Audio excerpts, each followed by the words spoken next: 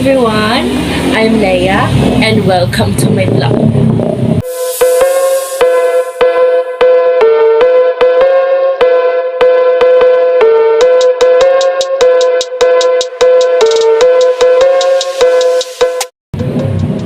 So ayan, so nandito naman tayo sa panibago nating video.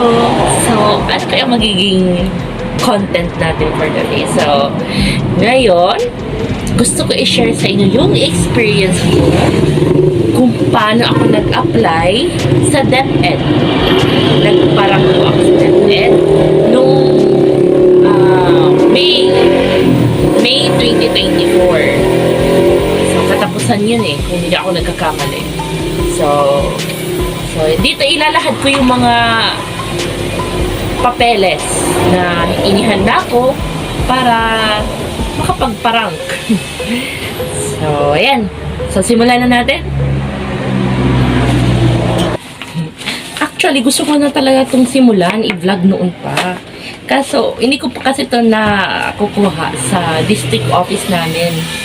So, recently, nakuha namin to dun sa district office kasi pinapakuha na to sa amin. And, ayan, so pwede na ako makapag-vlog about it. So, ayan. So, dito, ang importante, meron ka dapat ihahandang dalawang brown envelope. So, each of it, meron siyang kino-contain na kumbaga, ibang documents. So, dito sa una dapat yung qualification standard or basic requirements. So, ito, pakitingnan na lang. Huwag yun. So, yan po. So, ako nagparang po ako sa senior high school. Yan. So, yan po yung ilalagay nyo dito sa may envelope para alam ng mag-a-assess kung ano yung content ng nandito sa envelope mo. And also, your name also and your contacts. Ayan. And dito naman sa isa, comparative assessment. No? Ganyan din. Lalagyan nyo din siya ng parang, kahit maliit lang na papel na naka-encode, comparative assessment, your name, and yung year level na ina-applyan mo, and then kung anong position na ina-applyan mo, and then yung contact number. Pero advisable din na maglagay kayo ng application code. Kasi yung iba may naglagay po nun. Kasi yung sa akin hindi ko na po nalagyan. Pero it's okay lang naman kahit meron din po wala. Kasi yung application code is nandito naman yun dito sa loob. So mamaya papakita ko yun sa inyo. So, yan. So, meron tayong dalawang envelope. Ang isa, qualification, standard, basic requirements, and yung pangalawa is the comparative assessment. Yan. So, atin nang buklatin kung ano yung nandito sa qualification, standard, or basic requirements na. So, open na natin. Ayan. Bakit pula, ma'am? Bakit po pula? Kasi, nung ni-release yung memo for recruitment of Teacher 1 position, yung assigned color, kapag ang a-applyan mo is mathematics sa senior high, kasi doon nakalagay color red yung color doon.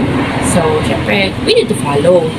Kaya, color red po yung folder ko po dito. Color red because it implicates that I am applying the position of 3A Mathematics. So, yun yung pangalan ng aking in-applyan sa senior high. Sadly lang kasi hindi ako nakapag-apply sa elementary and junior high kasi due to engagement sa pag-volunteering ko. So, sa ibang videos, gagawa ako ng mga videos about my volunteer experience. So, balik tayo sa ating topic. Yan. Ito yan. So, ito dapat yung maging content. Qualification, standard, basic requirements, LEA. Ay, name pala. Sorry, nabanggit ko na talaga yung name ko. And then, yung position na ina-applyan mo, ay kung yung year level na ina-applyan mo, and yung position na ina-applyan mo, and then yung contact number mo. So, same lang siya dito, no? So, same siya dito. So, pero dito, mas lakihan niya. And then, dito sa baba, ano yung nandito sa baba? So, makikita niyo naman yan dyan sa, sa DepEd Order 007, if I'm not mistaken. Okay? So, ito yun. Yan, nakikita nyo. Kita ba? So, yan. So, dyan, may nakalagay dyan na special instructions in filing application documents for junior and senior high school applicants only. So, yan. So, pakihanap na lang yan. So, nandun naman yun sa DepEd order na yun. And then, so, basta tandaan nyo lang yung special instruction in filing application documents. So, may nakalagay naman yan doon for the junior and senior high school applicants. So, doon, i-encode nyo yung application code nyo. So, meron yan. So sa other parts ng video ko, magbibigay ako niya ng sample. And then, name ng applicant, which is me, or basta pangalan nyo. And then, district, kung anong district kayo sa, sa bayan nyo. Bayan pa ang Tagalog ng Banwaan. Basta ganun. Kunyari, taga Tuguegarao ka. Ano yung, kumbaga, district mo sa Tuguegarao. So, ganun yung tinutukoy ko dito sa district. And then, contact number. Don't forget always that. Kasi dyan sila magbe-base para makakontak ka kung mabibigyan ka ba ng position or what. Okay. So, dito, meron kayo makikita na area of specialization applying for sa senior high. Kung senior high kayo mag-a-apply, so check nyo lang kung ano yung ina-apply nyong subject or area of specialization rather. Pero kung junior high naman, ito may nakalagay na may junior high, pili ka na lang kung ano yung subject na gusto mong apply. So yun lang. And then table of contents. Table of contents. Hindi mabasa. So ipopost ko na lang yan dito. Basta makikita nyo yan dito sa screen. Kasi hindi siya masyado makita dito. Okay, so dito sa table of contents, so yung ginawa kong table of contents is very simple lang. Hindi na ako nakapag-design talaga.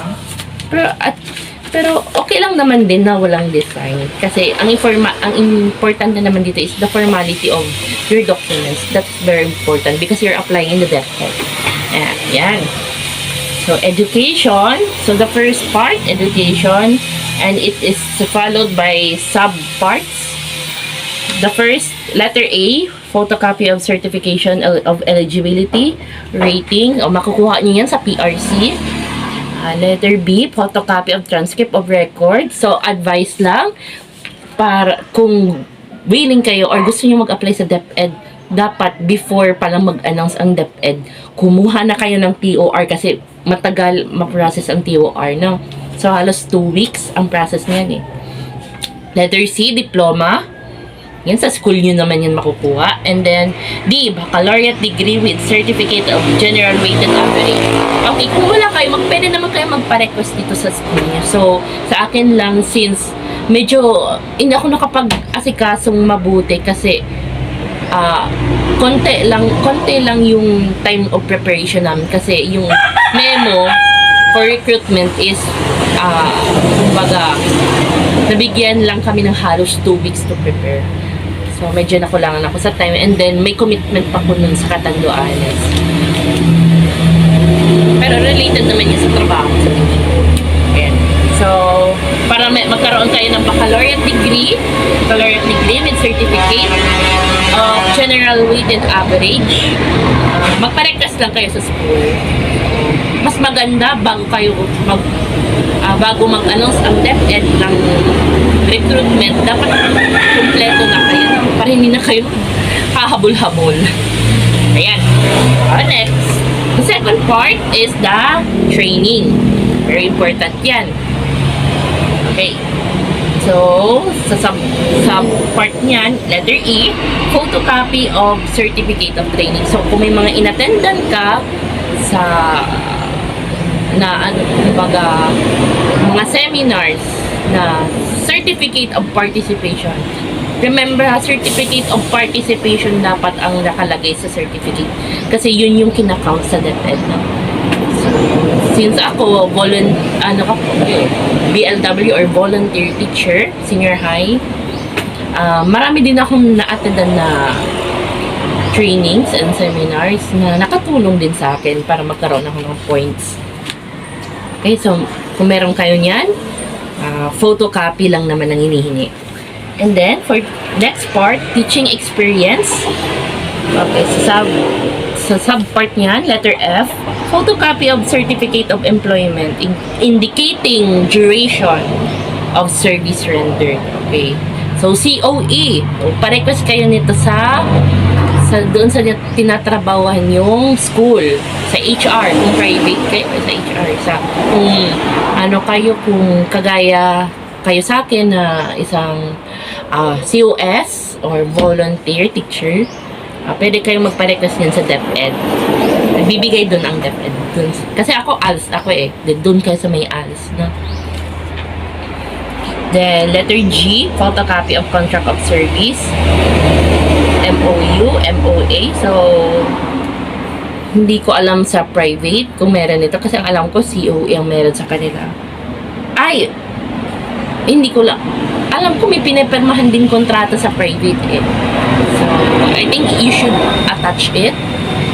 Pero kung sa amin na ALS, senior high or LSE, pwede kayong umattach nung MOA of agreement. Dapat yung MOA nyo, okay na ang mga signatories para wala na kayong problema na. So, mas maganda kung maasikaso kaagad yung MOA. And then, letter H, photocopy of service record o yung service record. Okay, so next na tayo sa FEBET LEPT rating. Ito yung mga ratings natin sa licensure exam natin. No. Okay, so sa subpart, letter I, photocopy of certificate of eligibility rating. Makukuha niyo to sa PRC. So, magpa-request na kaagad, magpa-appointment na, no? Para hindi sabay-sabay. Kasi, kapag lumabas na yung memo ng DepEd for ranking, I'm sure marami kayo yung makakasabayan sa opisina ng PRC. Okay, so aside from that, letter J, PPST, COIs, ano to? Demo teaching. Demo teaching, ito, depende to sa DO nyo, no? So, dito sa DO namin, pinarecord lang kami ng demo namin. And then, ang limit niya is 30 minutes. Pero sa akin kasi nagsobra ako ng 6 minutes nun eh. Okay. So, and then, letter K, PPST and COIs, teacher reflection. So, ito na yung kumbaga, essay. Parang magsasagot kayo ng 4 questions and then sasagutin mo siya ng essay form. So, yung 4 questions na yun is galing lang naman yun sa ng PPST domain. Yan. So, dito, yung dalawa, yung demo and teacher reflection, hindi mo yun i-attach dito sa papel. No? Kasi, may schedule kayo niyan na ibibigay ng DO nyo para magawa nyo yung yung picture reflection. And also your demo. Yan, tatapos na. Na-introduce ko na to. Ayan. Okay, don't forget, lalagyan mo to. Sa kada part, always put kumbaga, it's like a front page. Kumbaga, to introduce what will be the attachment of the document here. Letter A, photocopy of certification of eligibility rating. So, ayan. So, ito yun. Ito yung certification.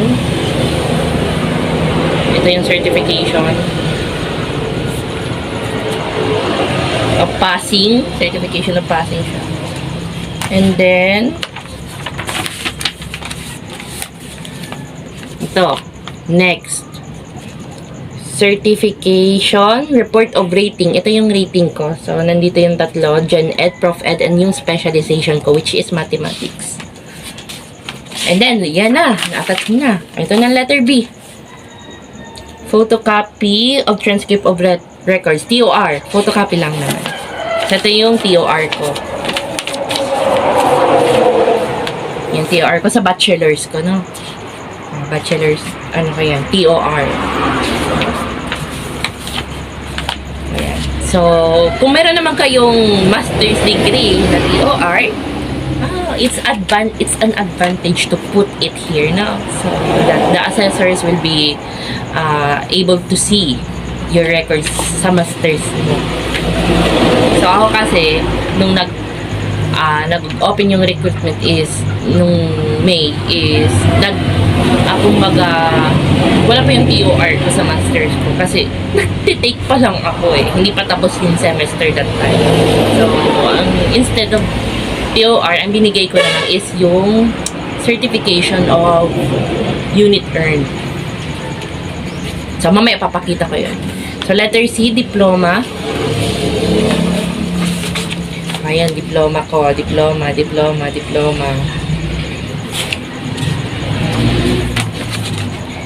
D, baccalaureate degree with certificate of general weighted average. Ito, hindi ko to nakuha kumbaga naasikaso kasi kulang na sa oras and also matagal din ang prosesan kasi doon sa school ng masters ko hiningan ako ng certificate of objection. So yung paglakad nun is medyo hindi masyado naasikaso kasi nga nasa Catanduanes ako nung time na talagang open pa yung recruitment, no? Pero nakahabol ako, pero senior high na. So, kung meron kayo nun, kung bago pa lang mag-open ang recruitment ang DepEd sa lugar nyo, make sure na naasikaso nyo na meron na kayo nitong mga documents. Wala. Okay, next. Photocopy of certificate of training. Ito yung mga training na inatadan ko. Ayan. Certificate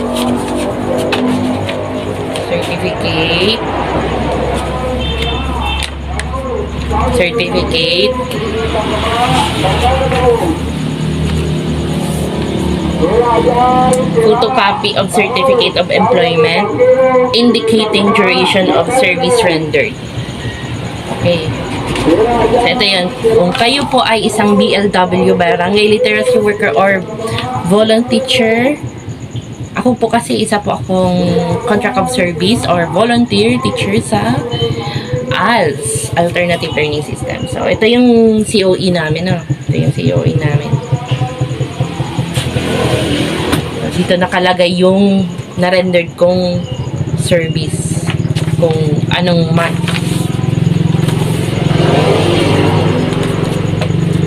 And then, yung G, photocopy of contract of service, MOU, MOA. So, kami, sa case namin na mga volunteer or BLW, MOA yung pinasa namin. Pero alam ko sa private school, meron ding mga contract of service na yung may pinapermahan kayong kontrata. So, you may attach it here. You may attach it here. Yung mga kontrata kayo sa private school. Pero sa amin, sa case namin, MOA yung ina-attach namin. Hindi ko na papakita sa inyo.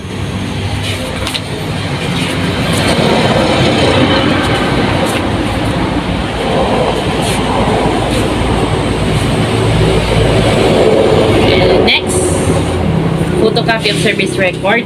Sa case namin, wala niyan sa aming mga ALS.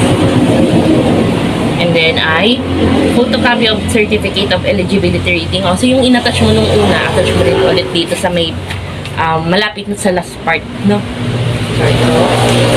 And then yung lagay mo pa din to kahit wala kayo i-attach dito na PPSP COIs or demo teaching.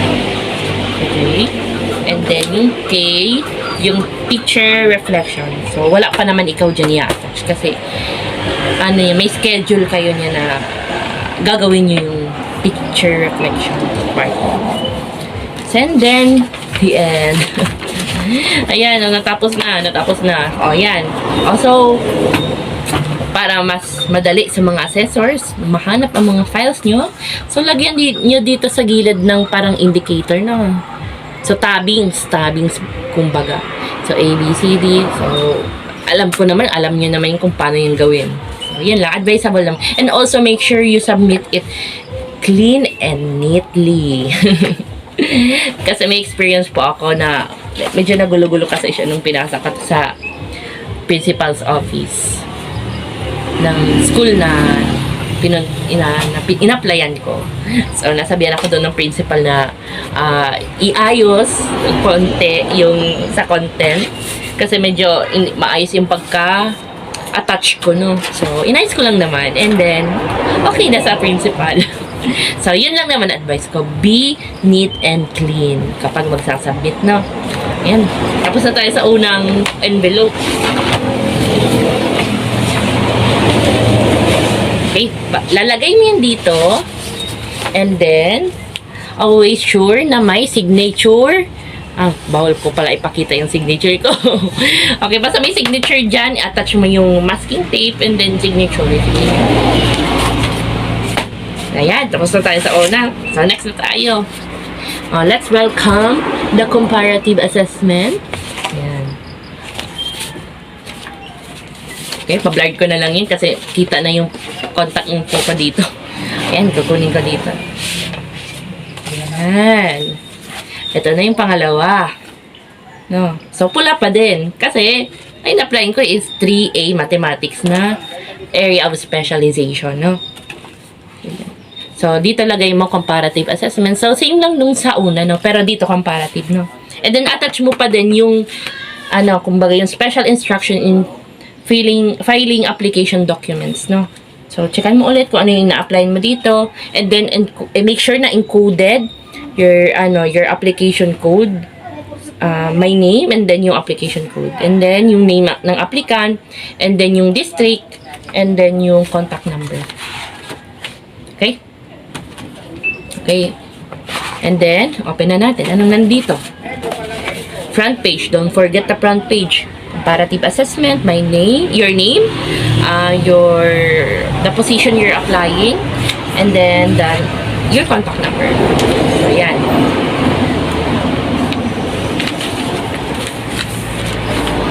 Okay, sa table of contents. Ito yung table of contents ng comparative, no?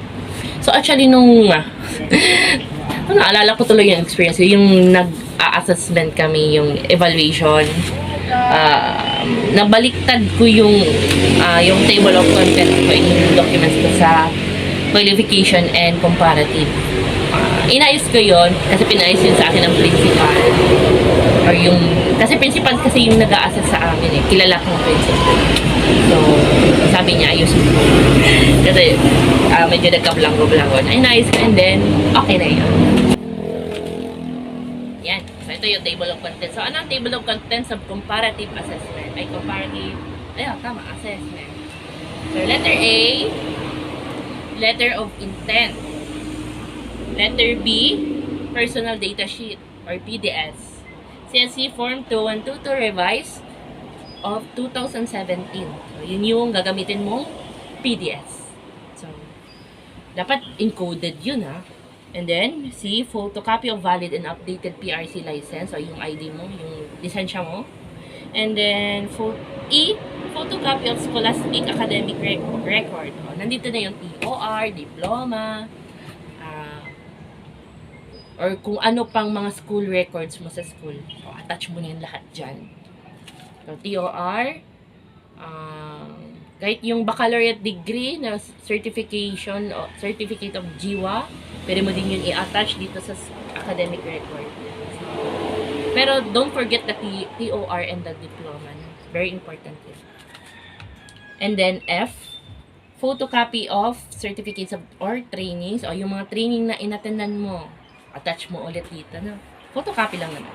And then letter G, photocopy of employment, contract of service, and service records. So, si COE mo, kukunin mo yan sa HR ng school nyo, or kaya kung ikaw ay LSB or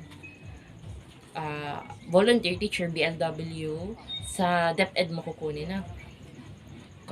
And sa COS, since under kami ng LGU, so yung COS namin is under din ng LGU. Permado siya ng aming mayor. So, yun, attach mo yun. And then, yung service record, commonly sa mga employed, ito, nakukuha. Pero sa mga kagaya namin na LCOS or volunteer teachers, wala kami yun. Sa mga, most probably, sa private, siya pwede makuha. Yun ang pagkakaalam ko. And then, letter H, photocopy of latest appointment. Latest appointment. I think, ito sabi lang sa akin correct me if I'm wrong, yung photocopy of performance rating is, ito yung, yung latest of appointment, sorry. Photocopy of latest appointment is yung kung nakapag-substitute teacher ka na, no? So, pwede mo yun dyan ilagay sa photocopy of latest appointment. Letter I, photocopy of performance rating. Ito yung mga performance rating mo sa school nyo. So, pwede kayo niyan makahingi sa HR nyo, no? Kung kayo ay isang empleyado, no? Especially kung nagtiteach ka sa private school. And then, J, checklist of requirements and omnibus sworn statement on CAV and data privacy. Mamaya, papakita ko yan sa inyo. So, importante yan, yung checklist of requirements and omnibus sworn.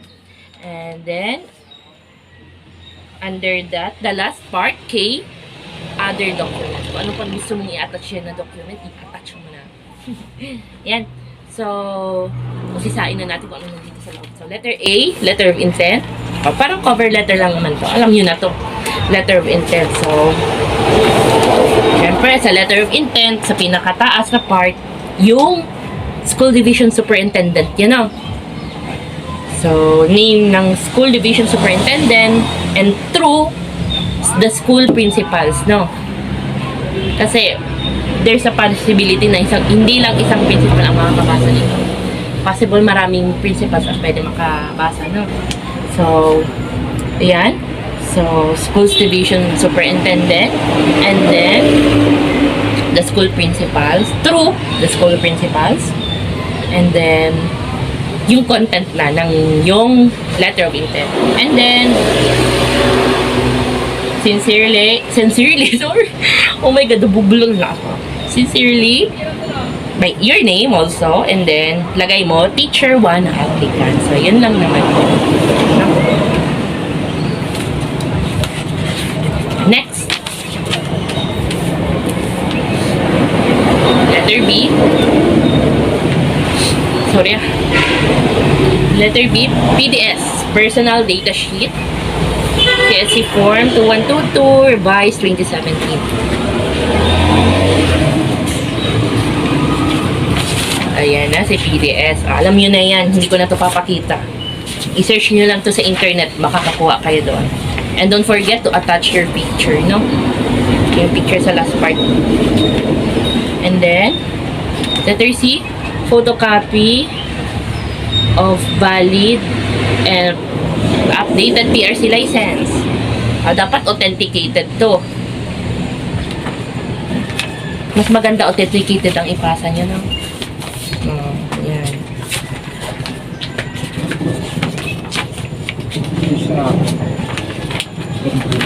And then next, photocopy of eligibility, report of rating.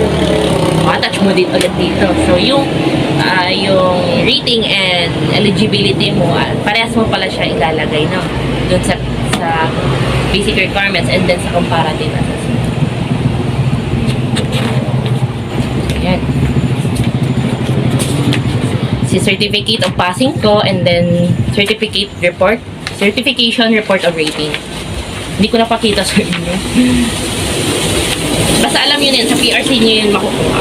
And then letter E, photocopy of scholastic academic record. Ito na yun, si TOR ko, diploma, and then yung certification of unit earned. No. Kasi wala pa akong napa-request itong TOR. Kasi medyo mabagal nga ang TOR pa-request. Yung napa-request ko is certification of units earned lang. Pero okay na din kasi ina-accept niya ng DepEd. Pero depende pa din sa lugar, ha. Pero dito sa lugar namin, accepted siya. Letter F, photocopy of certifications or trainings. Yung mga trainings na inatendan mo. So, attach mo dapat certificate of participation. No, kasi yun yung ina-acknowledge sa DepEd, no. So, wag yung recognition, yung attendance. So, hindi yun counted, no. Certification of participation. Yun lang. So, yun lang. Kung may na-attendan kayong seminar sa DepEd, much better. Mas maganda yun.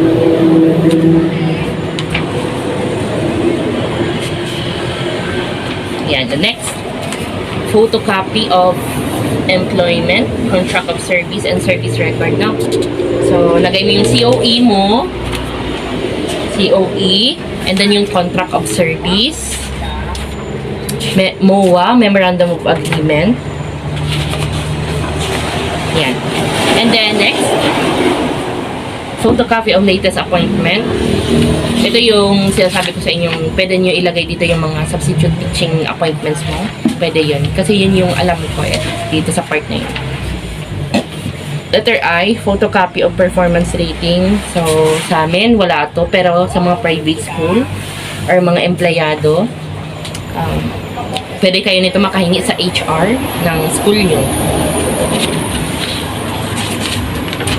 Ayan, ito na yung papakita. Checklist of requirements and omnibus sworn statement on CAV and Data Privacy Act Annex C. Ano yan? So, yan, papakita ko na lang dyan. No? Ipa-flash ko dyan. No? Naka-flash na yun dyan. So, nakikita nyo naman yung name ng applicant. Ako yun. And ano yung ina-applyan mo? Teacher 1, senior high. And yung position, saan ka nag-a-apply? Siyempre, sa office of o kaya division office of office of the position pala nakalagay ko. Hindi kasi napapasok. And then yung contact number mo, yung religion, and yung ethnicity, and then mag-check ka lang ng yes or no sa part ng person with disability, solo parent. Application code, ito yan, don't forget. And then, ito yon. Ang mag-check dyan ay ang dito sa status of submission, kayo ang mag-check niyan. Pero sa akin, hindi ko siya na-checkan. Pero okay lang, natanggap din naman yung DepEd. Pero yung status of submission, yung principal po, o yung assigned na tao doon sa school po, yung mag-check dito, no? Kasi siya yung mag-check kung ano yung nandito, yung content ng documents po. So sa amin, si principal namin, yung principal po yung nag-check nito. And then pipirmahan niya yan dito sa Human Resource Management Officer. So siya yung so after that, kapag okay ka na sa principal or yung assigned person doon sa school na ina-applyan mo, ito na yung sa baba, omnibus sworn statement na.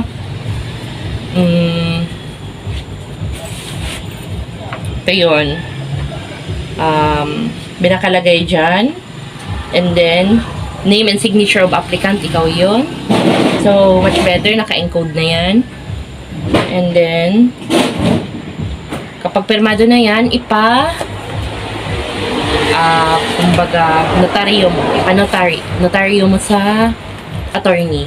O, para makamura kayo, wag na kayo magbayad, dun kayo sa PAO. So, ako po sa PAO, kaya hindi po ako nagbayad ng kahit anong halaga. So, yun lang naman, no?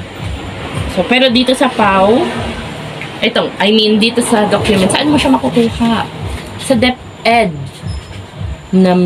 DepEd Series DepEd 007 Series of 2023. Doon mo siya makukuha. So, hanapin mo na lang yung checklist of requirements and yung omnibus one. So, makikita mo naman yun. Nasa isang papel lang naman yan. Yan.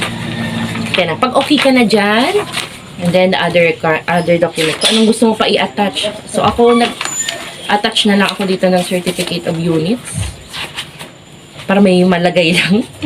Pero kung may gusto ko pa kayong ilagay na other documents, you may do so. Yun, sa tingin mong makakadagdag sa ano ng points mo sa DepEd ranking. So, yun lang naman. So, tapos na tayo. O, tapos na. Yan, finish. So, and don't forget the tabbing. So, maglagay kayo niyan para organize po ang sa inyong mga documents. And also, para madali po sa mga assessors na mahanap yung hinahanap nilang documents. Yan, tapos na tayo. Lagay na natin dito.